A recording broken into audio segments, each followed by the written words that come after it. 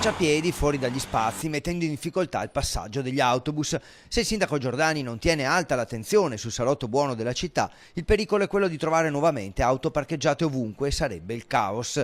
Nuovamente perché il fenomeno si era già verificato e con l'indignazione dei cittadini era arrivata anche l'istituzione della zona pedonale nelle piazze, provvedimento temporaneo che scadrà il 31 marzo. Impedire alle automobili e ai furgoni di fermarsi ovunque, anche con il rischio di danneggiare monumenti e strade, secondo molti cittadini deve essere un provvedimento definitivo. L'epoca della sperimentazione è finita e il sindaco deve tenere conto del fatto che tra le deroghe e lo spegnimento in alcuni orari dei varchi con le telecamere la situazione può degenerare.